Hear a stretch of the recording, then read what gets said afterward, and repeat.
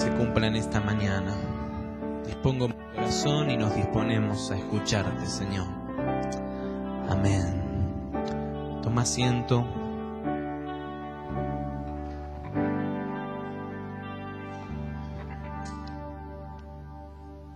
Los chicos pasan, ¿no es cierto? Así que todos los niños, está Andrea ahí atrás, la siguen a ella.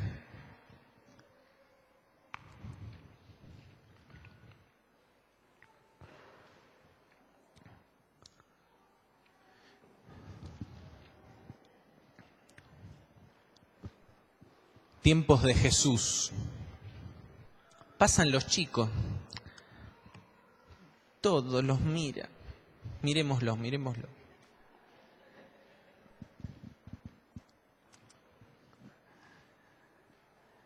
Tiempos de Jesús.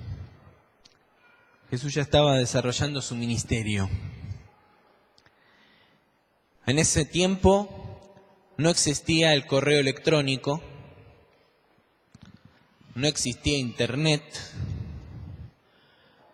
no existía el telégrafo, tampoco existía el diario, la imprenta, ¿sí? Menos un celular, mensajito de texto, BlackBerry Messenger, WhatsApp, Skype. Nada de eso existía. Así que esto de las noticias al instante que tenemos hoy era imposible, ¿sí? Cuando a Jesús le llegó esta noticia, ya todo había acontecido. Juan el Bautista,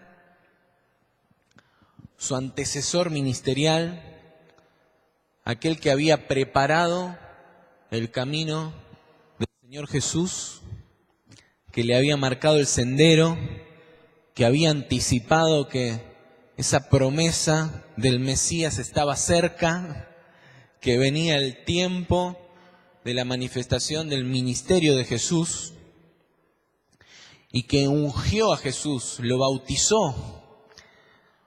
Fue la herramienta que Dios usó para confirmar y formalmente dar inicio, ungir, ordenar a Jesús al ministerio. ¿Recuerdan esa escena? ¿Sí? Juan diciéndole, yo debería ser bautizado por vos, y Jesús le dijo, no, es necesario que así sea. Vos ya fuiste ungido, vos estás preparando mi camino y yo voy a seguir el camino, y Dios tiene dispuesto un ministerio para mí, pero es necesario que vos me bautices a mí.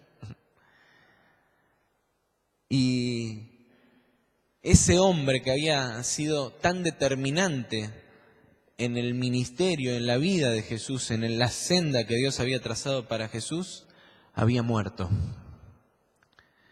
Había muerto de una manera siniestra. Había gente que quería la muerte de Juan.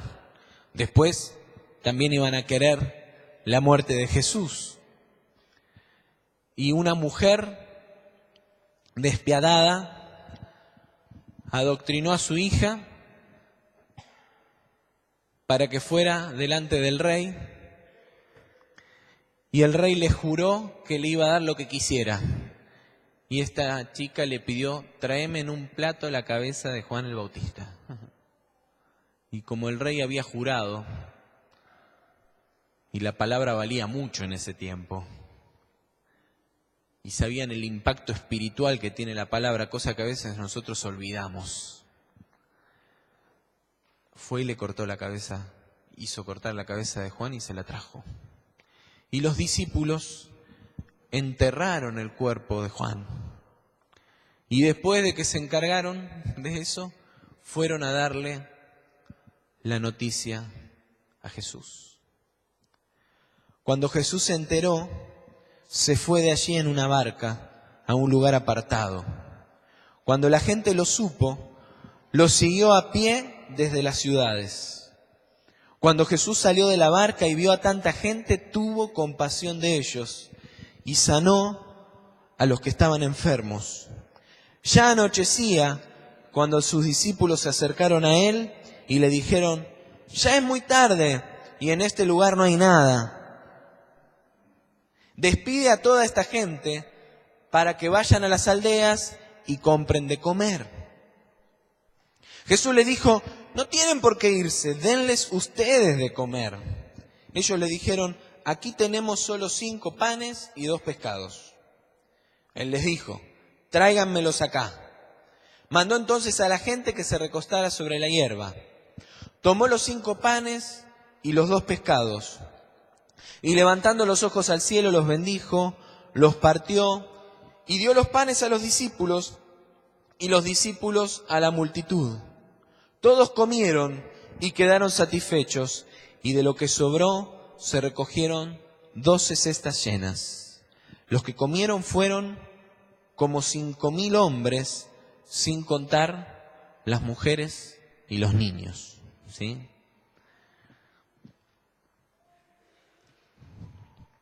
En una cultura de esa época, esto no sonaba tan mal. De hecho, el hecho de que Jesús bendijera a todos por igual y los mirara a todos por igual ya era un cambio rotundo, ¿no? Porque a alguno le sonará machista. 5.000 hombres sin contar a las mujeres y los niños. Y habitualmente creo que hoy pasa así, medio parecido, pero en general, todos lados las mujeres son más que los hombres, ¿sí? Y si le sumamos a los niños, así que seguro por lo menos había el doble o más gente.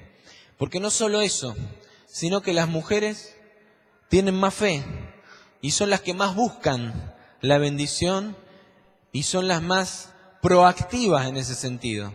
Así que es muy posible, creo yo, que ante la revolución que Jesús estaba generando en ese tiempo, las primeros que quisieron salir corriendo detrás de Jesús a buscar la bendición fueron mujeres y no varones. Estoy haciendo conjeturas, pero creo que es muy posible que haya sido así. Los hombres se quedan más, sospechan un poco, las mujeres son más arriesgadas.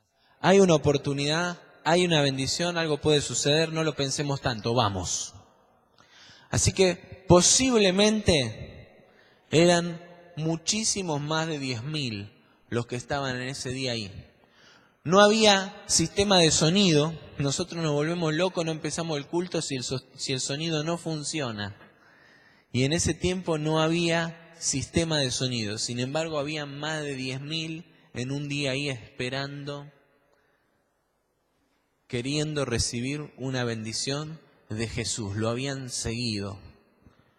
Imagínense lo que sería esa multitud, 10.000, mucha gente. Imagínense el panorama, toda esa gente siguiéndolo a Jesús, queriendo que Él en persona los bendijera, hiciera algo por sus vidas. Dudo que Jesús solo haya podido tocar a los 10.000 ese día. Pero por sobre todas las cosas, pienso en la situación en la que Jesús estaba. Acababa de recibir una de las noticias más tristes. Porque Jesús era hombre igual que nosotros. Sentía igual que nosotros. Le dolía igual que a nosotros. No era diferente, era exactamente igual. Y tenía que afrontar el dolor de la misma manera que nosotros. Así que una persona referente para él, que acababa de partir de una manera trágica y dolorosa, y él, en medio de esa angustia, ¿qué es lo primero que hace? Y lo que a cualquiera de nosotros nos gustaría hacer en momentos así, tratar de apartarnos un poco. Lo menos que queremos hacer es laburar. Lo menos que queremos hacer es tener que atender problemas de otros. La primera reacción de Jesús fue apartarse, estar solo, poder tomar un tiempo para reflexionar, para hacer su duelo.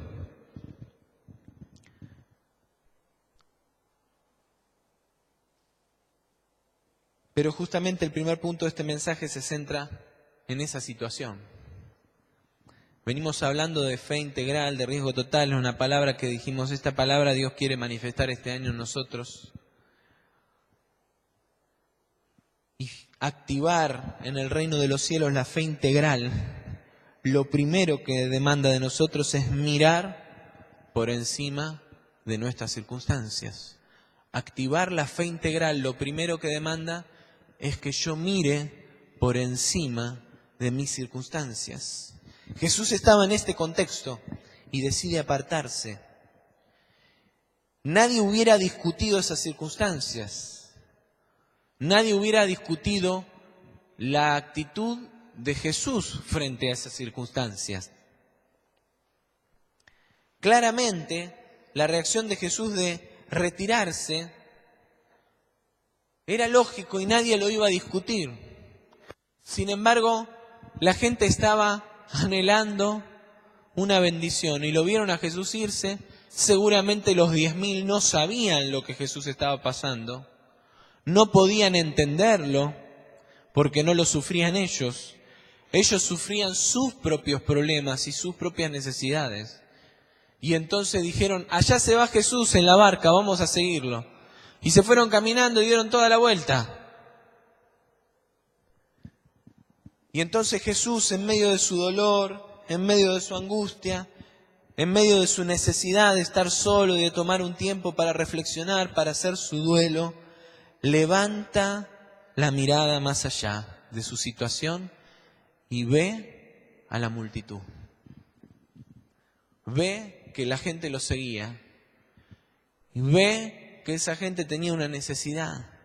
Jesús lo ve.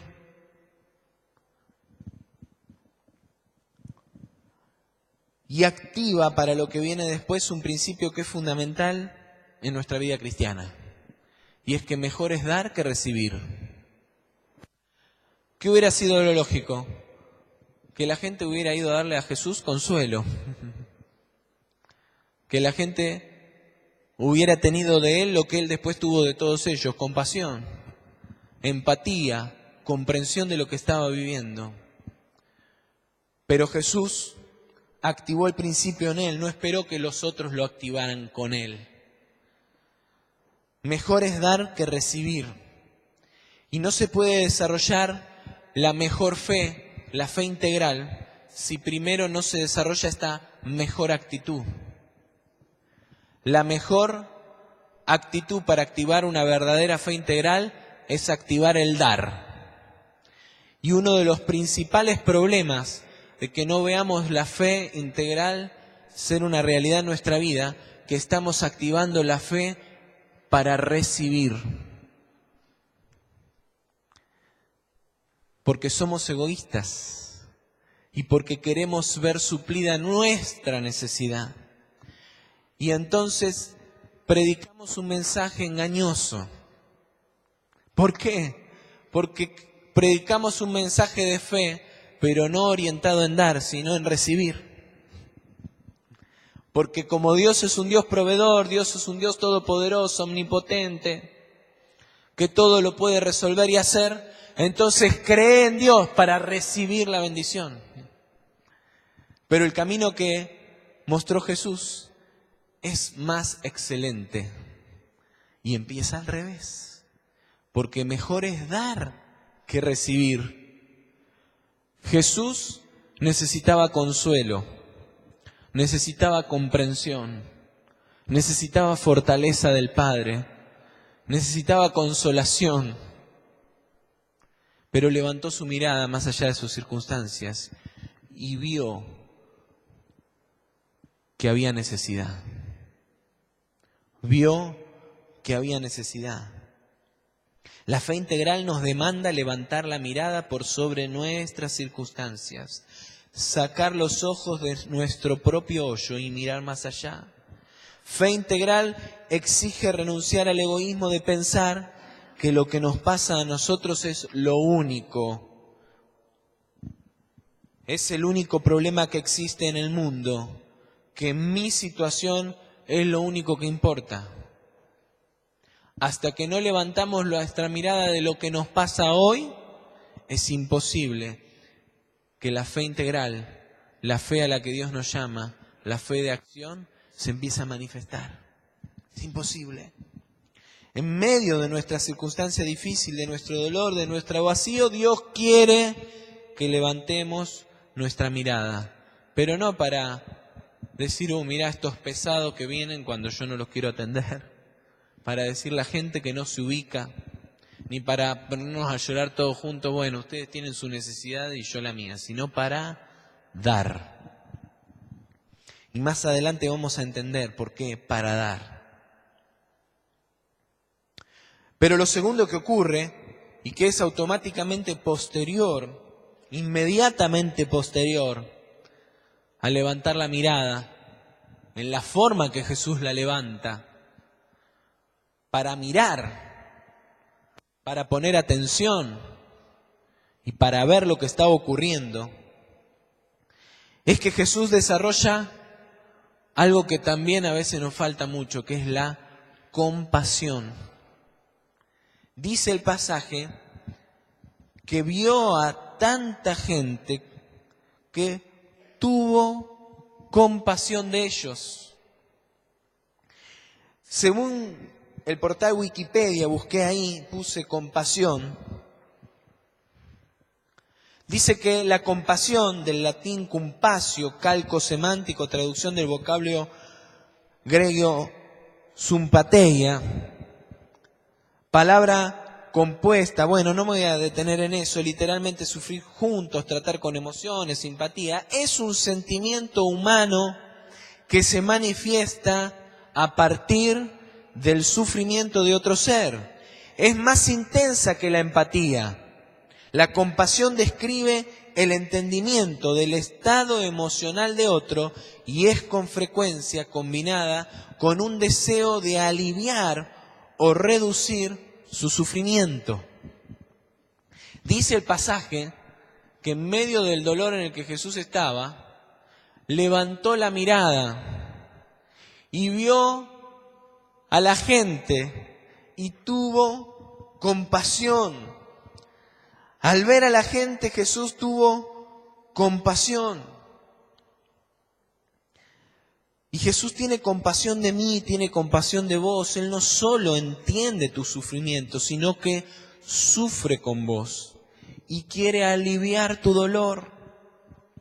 Ese es el concepto, esa es la definición de compasión. Compasión es no solamente la empatía y entender lo que te pasa, sino disponerse a sufrir con vos, a acompañar en el dolor y también a movilizar todo lo que sea necesario para que se alivie ese dolor. Y entonces, de la misma manera que lo hizo Jesús, vivir para nosotros, vivir hoy en el reino de los cielos demanda esa actitud. No hay verdadera fe integral de lo que Dios puede hacer si no desarrollamos primero compasión, es decir, el entendimiento de lo que el otro sufre, nuestra identificación y nuestro involucramiento. Es la compasión la que activa en nosotros el deseo de ayudar, de accionar todos los medios posibles, de mover el favor de los cielos sobre aquel que es motivo de nuestra compasión. Si primero no te identificás, si primero no empatizás con lo que el otro le pasa, si no entendés, si no comprendés su necesidad, si no te duele y sufrís su necesidad, no movilizás nada. Si mientras contamos, compartimos, anunciamos, como lo hicimos hoy, que hay una gente que se le prendió fuego la casa y nos olvidamos por un momento de lo que nos pasa a nosotros para ponernos en su lugar y pensar lo que significa que esa gente hoy está sin techo, que con el frío que está haciendo estos días, mientras nosotros estamos abrigados y calentitos, esa gente no tiene con qué cubrirse y dónde acostarse. Y nos duele como les está doliendo a ellos, no movilizamos nada. Nos vamos hoy de acá a cocinar, a descansar, a pensar que viene una semana complicada, en los problemas de nuestro trabajo, en los exámenes que tengo por delante que tengo que estudiar, o en lo que a cada uno le toca hacer, y esa gente sigue en su necesidad, sin tener ninguna respuesta. Porque es la compasión lo que nos moviliza a hacer todo lo necesario para dar una respuesta. Y obviamente, como nosotros no sabemos y no podemos hacer todo, ahí se activa la fe de creer que con Dios sí podemos y Dios obra, actúa y manifiesta su poder. Pero para eso, porque Dios lo está haciendo todo el tiempo, el tema es que lo haga en y a través nuestro, en algún momento de una vez por todas. Para eso tenemos que levantar la mirada y activar y desarrollar una actitud compasiva por lo que el otro, nuestro alrededor, nuestro prójimo, está viviendo, está sintiendo. Porque además es en la compasión donde uno genera vínculos. Y es cuando genera vínculo, empatía, conexión con el otro, cuando verdaderamente lo puede entender y lo puede ayudar. Si no somos una agencia de asistencia, somos una oficina que reparte bendición. Venga, hermano, a recibir su bendición. Los tocamos, los bendecimos, oramos por vos, hasta te damos una bolsita con alimentos. Pero la gente no es bendecida, la gente no recibe respuestas integrales a lo que tiene adentro. Para que realmente eso ocurra, la gente necesita sentir que nos conectamos. Y eso es lo que activa la compasión. Y tiene que ver claramente con lo que sigue. Porque la fe integral demanda que nos involucremos en la solución. No hay verdadera compasión si no me involucro en dar respuestas. Una compasión que no moviliza a ser parte de una solución es lástima. Pobre lo que le está pasando. Pobre la situación que está viviendo. Mirá qué garrón lo que le toca. Eso no es compasión, eso es lástima. Cuando se activa la verdadera compasión en nosotros, nos involucramos en hacer algo por esa persona que movilizó nuestra compasión. Entonces el tercer paso en el desarrollo, en la activación de nuestra fe integral es involucrarnos. Jesús, movido por la compasión, activó respuestas. Sanó a los que estaban enfermos, respondió a lo que la gente estaba buscando. Porque Jesús estaba interesado en bendecir a la gente y no estaba dispuesto a dejarlos abandonados. Pero también estaba interesado en hacer docencia y en mostrarle a sus discípulos cómo tenían que proceder. Él estaba con sus discípulos. Los discípulos habían venido a traerle la noticia y se subieron a la barca con él. Era el grupo íntimo, los que estaban cerca de Jesús. Y una y otra vez incurrían en lo mismo, ¿no? Un día en la tormenta, todo desesperado, y Jesús dormía. Jesús estaba tranquilo, tenía fe, sabía dónde estaba parado. Los otros estaban totalmente desenfocados, desesperados. Y acá lo mismo. Jesús estaba interesado en bendecir y en medio del dolor, quizá para él dolía más que para cualquier otro la muerte de Juan. Porque en ninguno de sus discípulos, por lo menos no lo tenemos registrado, había sido tan determinante el ministerio de Juan como para Jesús mismo. Lo acompañan a él y Jesús levanta la mirada, no solo levanta la mirada, activa compasión por esa gente, multitudes que necesitaban una bendición, y los que estaban al lado de él, los más cercanos, los que se suponía entendían mejor lo que a Jesús le estaba pasando en su dolor, pero también en su acción, en su compasión, no lo podían ver. Los discípulos no podían comprenderlo, no estaban aprendiendo la lección. Jesús les estaba enseñando porque no iba a estar siempre con ellos. Quería formarlos como un rabino forma a sus discípulos, o los formaba en esa época. Los había escogido para decirles: quiero que sigan mis pisadas, que enseñen mis enseñanzas, que vivan como yo vivo. Y sin embargo, los discípulos no estaban entendiendo. De la misma manera que nos pasa a nosotros muchas veces. Estar contigo, Cristo, como cantábamos antes. Todo lo que quiero hacer es estar en tu presencia, Señor, disfrutar. Que me llenes a mí, que me sacies a mí, que me des a mí todo lo que yo necesito. Estar con vos, subirme a la barca, ser de los que se van con vos, que disfrutan ese tiempo de intimidad. Pero cuando levantaste la mirada para tener compasión por otros, yo sigo enfocado en lo mío, en que necesito que me suplas a mí, estoy cómodo, estoy disfrutando de tu presencia, ¿para qué nos vamos a ir a laburar? Hagamos una enramada acá, Señor. Así le dijeron también en un momento sus discípulos, quedémonos acá, está bárbaro esto. ¿Cuántos de ustedes anhelarían vivir de culto todo el día? Quedarse en la presencia del Señor, domingo como el domingo pasado, una gloria de Dios, una presencia tremenda en este lugar, nadie se quería ir.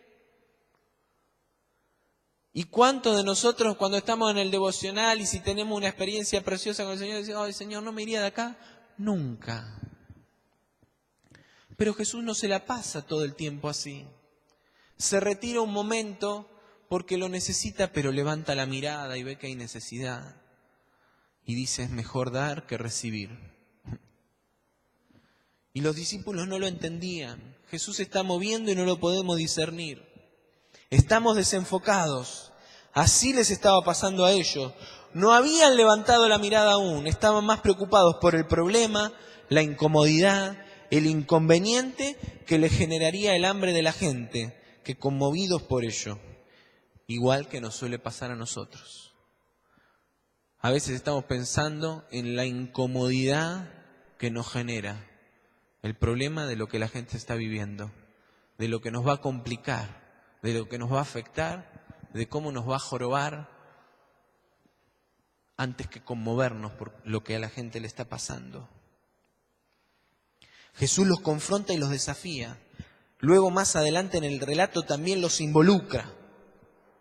Él solo bendijo el pan y los pescados, porque el reparto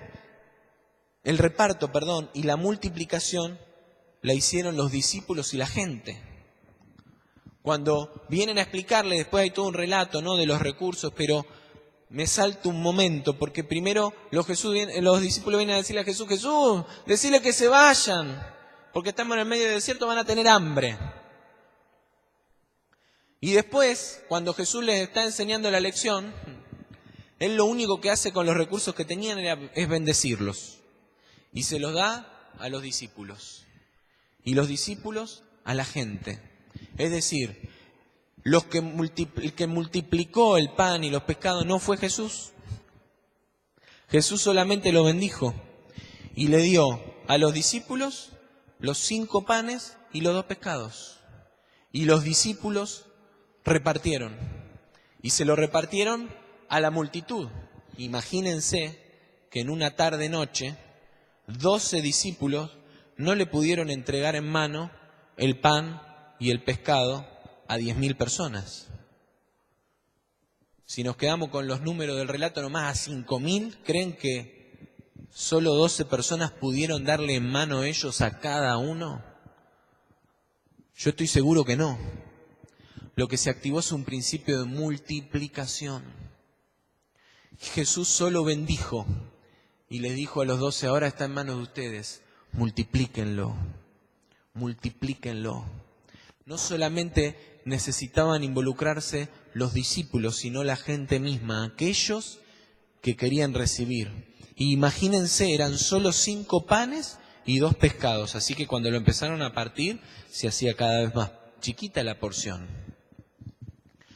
Ya a los discípulos le había costado. Imagínense a la gente misma. Recibían el pedacito y decían, si no me lo como me muero de hambre y encima lo tengo que partir en 2.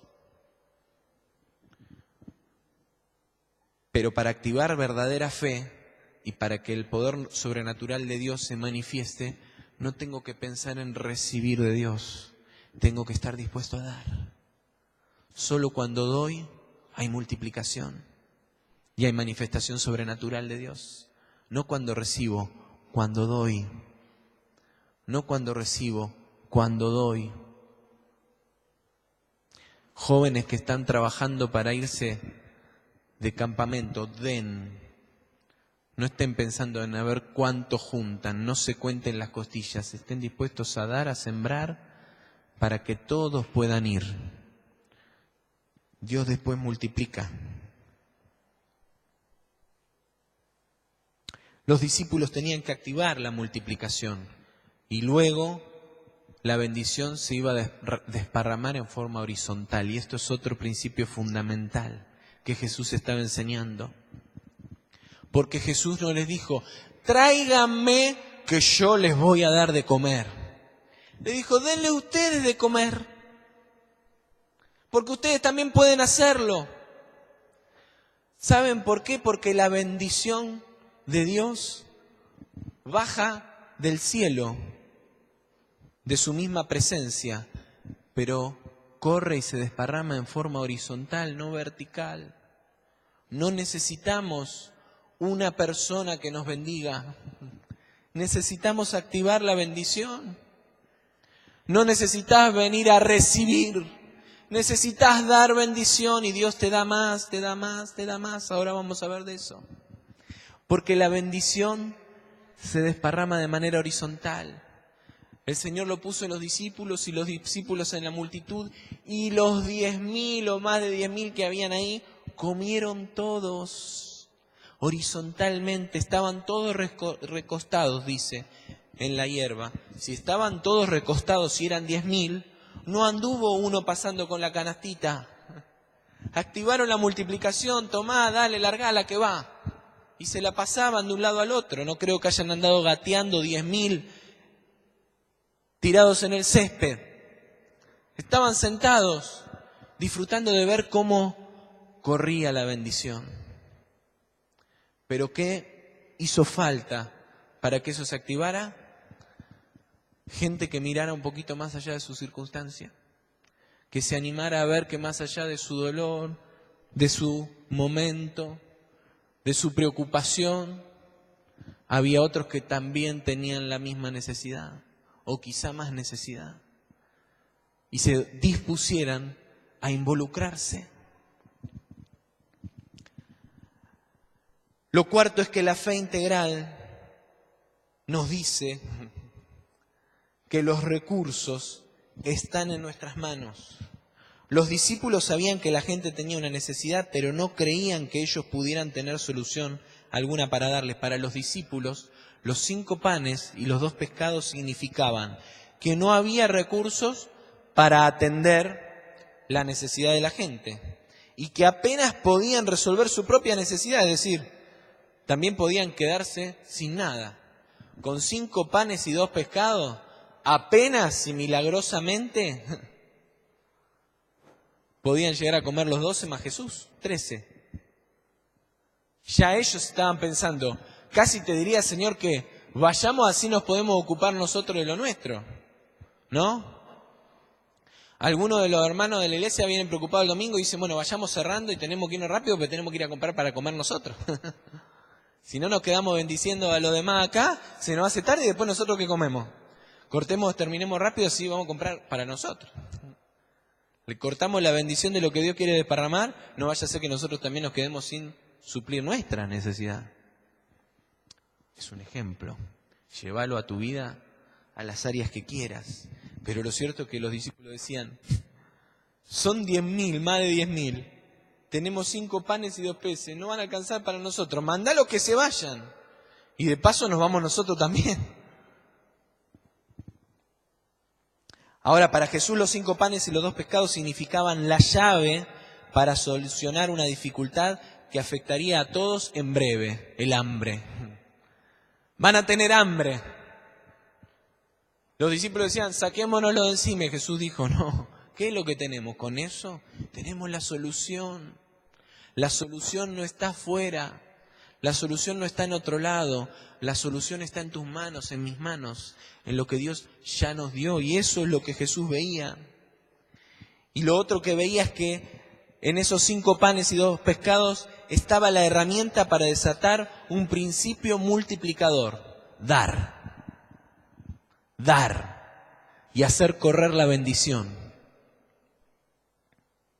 Este es uno de los mensajes quizá más poderosos que tiene esta enseñanza. Todo lo que necesitas para ser de bendición a otros es lo que Dios ya puso en tu mano, no otra cosa. Con lo que Dios ya te dio, podés ser de bendición. No necesitas ir a comprarlo a otro lado, no necesitas ir a buscarlo, y no necesitas despachar a la gente y darle la dirección. Mira, tal puede hacerlo. Está en tus manos. Y no importa que a tus ojos no alcance, con su bendición va a ser multiplicado. Pero lo primero que tenés que creer es que lo que tenés en la mano es suficiente para desatar la bendición de Dios.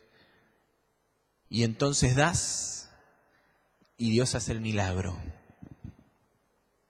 Fe integral nos habla también de recursos inagotables.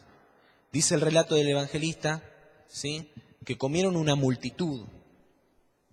Pero antes de decir eran 5.000 hombres sin contar a las mujeres y los niños, dice que comieron y se saciaron todos los 10.000 y sobró. Y juntaron lo que sobró. Y sobraron 12 cestas de todo lo que se multiplicó. Es decir que comieron y les quedó en las manos. Lo juntaron todo y no eran las migajas de 5 panes y 2 peces. No eran las espinas de 2 pescados. No eran las migas de pan. Eran sobras multiplicadas. 12 cestas, 5 panes y 2 peces ni siquiera alcanzan para poner una unidad en cada una de 12 cestas. Había multiplicación. Sobró. Lo que sobró a cada uno le quedó en la mano. Todos dieron, se saciaron y les quedó para dar. Si hubieran habido 20.000, todos tenían algo, además de lo que necesitaban para satisfacer plenamente su necesidad, en la mano para haberle dado a otro más. Porque ese es el efecto multiplicador de una fe activada bajo el principio de dar.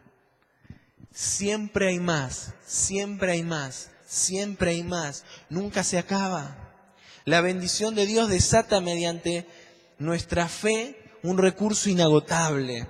Podría haber dado una ración para paliar el hambre, pero les dio satisfacción plena. Y así como en ese momento Dios lo quiere hacer hoy en tu vida y en mi vida. ¿Cuántos quieren solamente saciar el hambre? ¿Cuántos quieren plenitud de Dios? ¿Cuántos quieren ser verdaderamente saciados? ¿Querés ser saciado o querés paliar el hambre?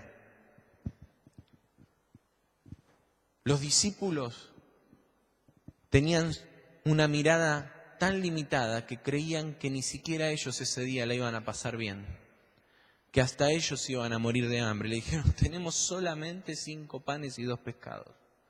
Jesús tuvo la mirada para entender y ver que desatando el principio de dar, todos iban a ser plenamente bendecidos, satisfechos, y les iba a quedar aún para más.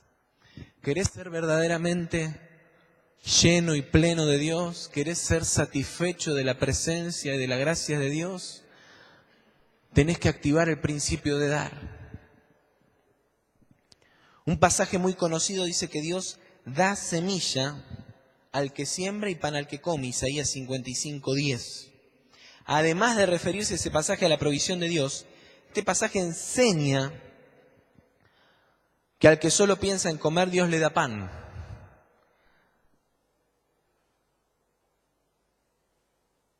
Pero al que piensa en producir, Dios le da semilla para multiplicar el pan. Si los discípulos se hubieran guardado sus 5 panes y 2 peces para ellos, apenas habrían saciado su necesidad y se hubieran quedado sin provisiones para después. Pero esos recursos activados como semillas se multiplicaron de tal manera que dejaron recursos mayores para el futuro. De 5 panes y 2 pescados, 12 cestas llenas. Activar la fe integral nos permite ser protagonistas del poder multiplicador, inagotable y sobreabundante de Dios. Hermanos, Dios quiere activar nuestra fe. Dios quiere que desarrollemos una fe integral.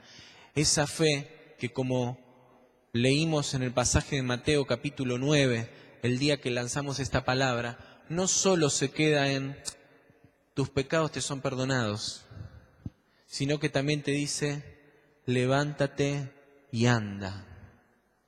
Porque somos más propensos a predicar un evangelio a medias, que dice, che, Dios te quiere bendecir, Él te quiere perdonar, Él te quiere liberar, Él lo hace. Dios te va a dar bendición. Vení, acércate a Dios, Él te va a dar. ¿Y qué hicieron los fariseos? Le dijeron, ¿quién es este para perdonar pecados? Y Él les mostró quién era. Era un hombre en el que reposaba el poder multiplicador de bendición de Dios. Y hoy la gente en la calle nos está preguntando a nosotros, ¿quiénes son ustedes para decir que en sus templos está el acercarse a Dios? Yo escucho cada vez más gente en la radio hablar de espiritualidad, en la televisión, en todos lados. La gente está cada vez más espiritual. La gente cree cada vez más en Dios. Pero como dice Junior Zapata, lo que no creen, la mayoría, es que lo que nosotros decimos, ser Dios, sea Dios. Porque la gente lo que está queriendo probar es con qué autoridad estamos hablando de un Dios que perdona, que salva, que sana, que transforma, que libera. ¿Quién es este? ¿Quiénes son estos? ¿Quiénes son los evangélicos para creerse que la presencia de Dios está ahí, que el poder sanador de Dios está dentro de sus templos? ¿Quiénes son? Ahora lo que yo me pregunto es, ¿estamos listos para responder con acciones concretas, con manifestaciones poderosas, concretas y visibles del poder transformador de Dios en nuestras vidas? ¿Quién es ese Dios? Miren, a mí no me gusta salamear y no lo hago porque sí. Pero ¿saben qué? El martes en el cementerio yo vi una manifestación poderosa del obrar de Dios en Elvira. Estábamos terminando el tiempo en el cementerio y íbamos a abrazar a la familia. Y Elvira, que yo digo, es una mujer que camina por la gracia de Dios, con todas las pérdidas que tuvo, con todas las veces que caminó al cementerio, digo, esa mujer es una manifestación plena de la gracia de Dios.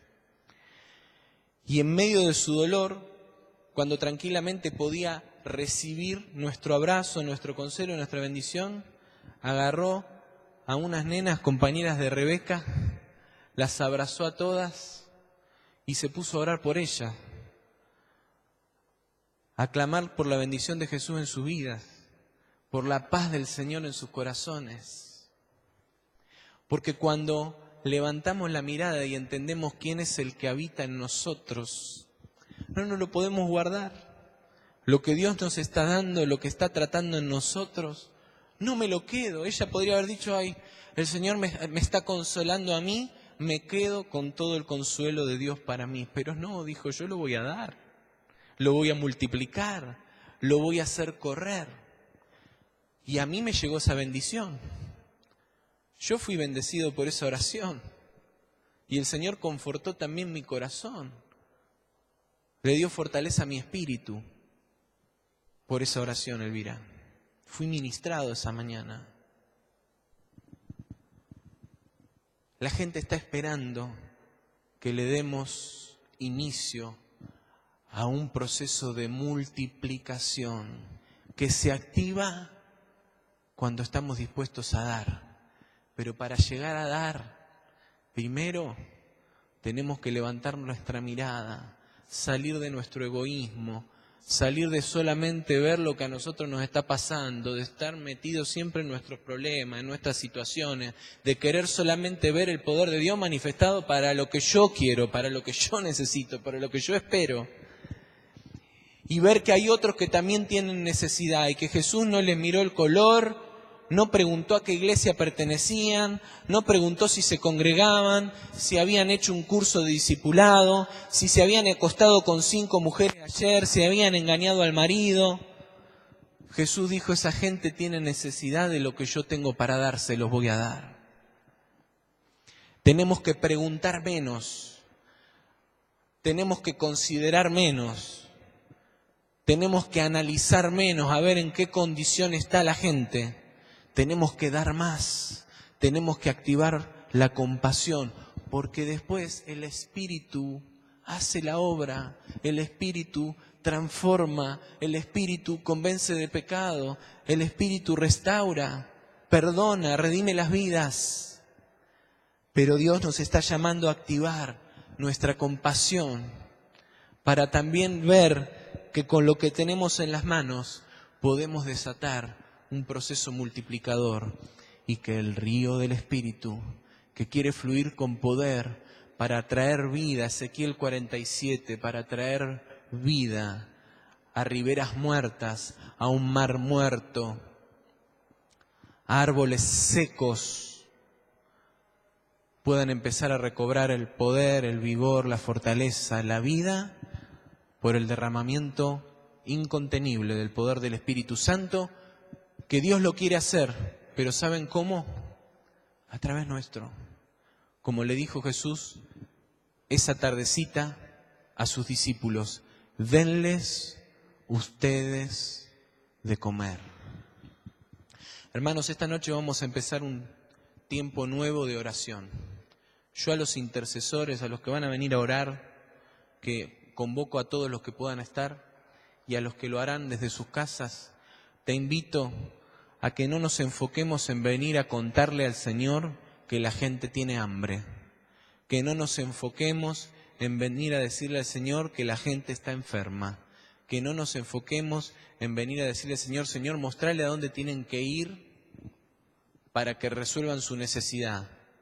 Que no le digamos, como lo dijeron los discípulos, mandalos a los pueblos y a las aldeas, porque ahí hay comida y ahí van a encontrar lo que necesitan.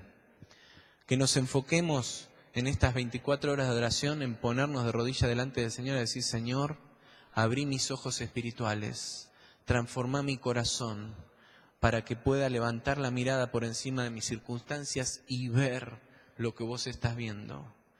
Que actives en mi vida tu compasión para sentir dolor y sufrir con los que sufren. Y que esa compasión me motive a hacer algo para paliar esa necesidad. Y que pueda ver que con lo que ya pusiste en mis manos puedo, renunciando al egoísmo y activando definitivamente el poder del dar, hacer que comience una ola multiplicadora de tus recursos de bendición para que esta ciudad, para que mi lugar de trabajo, para que mi vecindario, para que mi casa, para que todo aquello que me rodea sea impactado y bendecido por el poder multiplicador de tu Espíritu en mi vida. Amén. Padre, en esta mañana disponemos nuestro corazón. Y Señor, cierro de esta manera, porque lo que necesitamos es un tiempo personal de arrepentimiento, de confesión y de trato de tu Espíritu, para que este mensaje sea una realidad en nuestra vida. Yo oro, Señor, para que hables verdaderamente a nuestro corazón. Y oro, Señor, para que más que levantar la mano esta mañana y decir, bueno, yo quiero ser parte de ellos, para que más que decir, qué buen mensaje, qué bueno que nos hayan dicho esto, con nuestras acciones concretas podamos manifestar que esta palabra es una realidad en nuestra vida. Padre, que así sea, en el nombre de Cristo Jesús. Amén y amén.